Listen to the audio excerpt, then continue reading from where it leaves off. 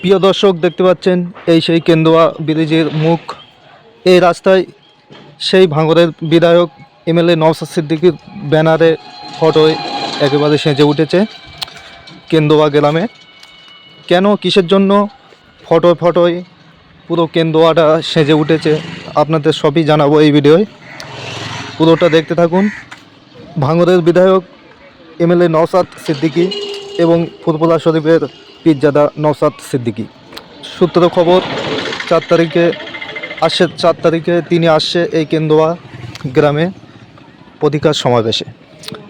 প্রিয় দর্শক, 4 তারিখে বেলা 2 ঘটিকায় আরম্ভ হবে এই অধিকার সমাবেশ। পুরো ভিডিওটা দেখতে থাকুন। এই কেন্দুয়া গ্রাম মাটিয়া থানা মধ্যে পড়ছে। হারোয়া থানার অপোজিটে কেন্দুয়া ব্রিজের পশ্চিম সাইডে হারোয়া থানা, আর পূব সাইডে হচ্ছে মাটিয়া থানা। এই পূব সাইডেই পড়ছে কেন্দুয়া গ্রাম। এখানেই আসছে ব্রিজের পূব সাইডে, মানে ব্রিজের এই পারে পূব সাইডে এখানেই আসছে বিধায়ক নওশাদ সিদ্দিকী। 4 তারিখে তিনি আসছে অধিকার সমাবেশ করতে। এই অধিকার সমাবেশ থেকে আপনার আমার জন্য হোক, বা আপনি টিএমসি করেন কিংবা আইএসএফ করেন কিংবা বিজেপি করেন, প্রত্যেকটা মানুষের জন্য, এই বাংলার মানুষের জন্য, বাংলার জনগণের জন্য এই সমাবেশ থেকে আওয়াজ তুলবে পীরজাদা নওশাদ সিদ্দিকী ভাইজান।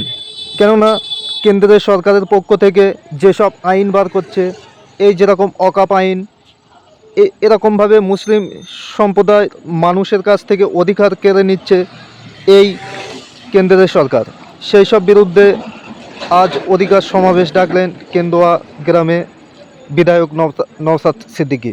তাই প্রিয় দর্শক, আপনারা অবশ্যই এই অধিকার সমাবেশে আপনারা হাজির হবেন। আপনারা যাবেন। এমএলএ নওশাদ সিদ্দিকী সহ আরও অনেক আইএসএফের নেতৃত্ব এখানে আসবে, তাদের মূল্যবান মন্তব্য জানাবে এই অধিকার সমাবেশ থেকে। আর ভিডিওটা কেমন লেগেছে অবশ্যই কমেন্টে আপনাদের মূল্যবান মন্তব্য জানাতে ভুলবেন না। আর নতুন নতুন পলিটিক্স, রাজনীতি ভিডিও দেখার জন্য এই চ্যানেলটা সাবস্ক্রাইব করে আমাদের ছোট্ট চ্যানেলের একটি গুরুত্বপূর্ণ সদস্য হয়ে যান। ভিডিওটা পুরো দেখার জন্য সবাইকে ধন্যবাদ।